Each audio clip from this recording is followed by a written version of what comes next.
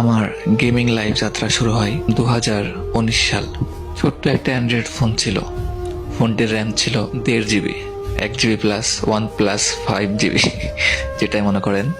1.5 GB র্যামের ফোনে আমি গেম প্লে করা শুরু করি। তো সেই ফোনে আমি আমার সাথে যেগুলো ভাইগুলা খেলতো, ভাই ব্রাদার্স খেলতো, সবার ফোনে মোটামুটি ভালো র্যাম ছিল। 2 GB, 3 GB র্যাম, 4 GB পর্যন্ত র্যাম। তখন মেবি হাই কোয়ালিটির র্যাম ছিল 4 GB।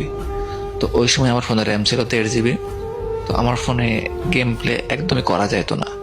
ফোন প্রচুর হ্যাং মারতো অ্যান্ড ল্যাগের চুতনে এত পরিমাণ ল্যাগ মারতো ফোনটা।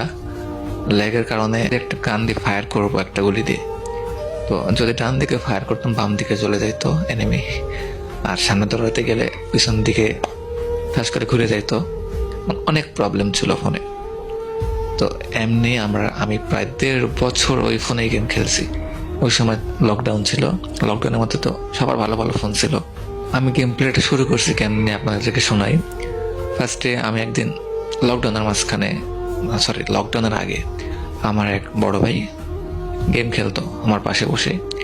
আমি গেম প্লেতে বলে ভালো লাগতো না, তো আমি এমবি ভরতাম, ভরে ইউটিউব দেখতাম। তারপরে আরো ওই যে আরেকটা গেম ছিল শ্যাডো ফাইটিং, তো আপনারা হয়তো বা গেমটা অনেকে খেলছেন। তো আমি তার পাশে বসে বসে শ্যাডো ফাইটিং খেলতাম। আর তার গেম খেলা দেখে একটা সাউন্ড আসতো গেম প্লে থেকে, ডেঞ্জার জোনের একটা ভয়ঙ্কর সাউন্ড আসতো। তো সাউন্ডটা যখন শুনতাম পাশে যখন গেম খেলতো, তখন কেন জানি আমার অন্যরকম একটা ফিলিংস কাজ করতো। না, গেমটা খেলার দরকার একবার, মানে ভিতরে একটা ফিলিংস জাগতো গেমটায় ডেঞ্জার জোনের সাউন্ডটা শুনে। আপনারা জানলে অবাক হবেন, আমি এই ডেঞ্জার জোনের সাউন্ডটার জন্যই গেম প্লে করা শুরু করছি। কারণ আমি ভাবতাম যে যখন ডেঞ্জার জোনের সাউন্ড হয় তখন মানে এনিমি বা দুশ্মন আক্রমণ করবে, এমন কিছু ভাবতাম। আমি আর জানতাম না যে এটা হচ্ছে উপরে ডেঞ্জার জোন আছে, পরে এখানে থাকলে মাথাটা বেয়ে পড়বে।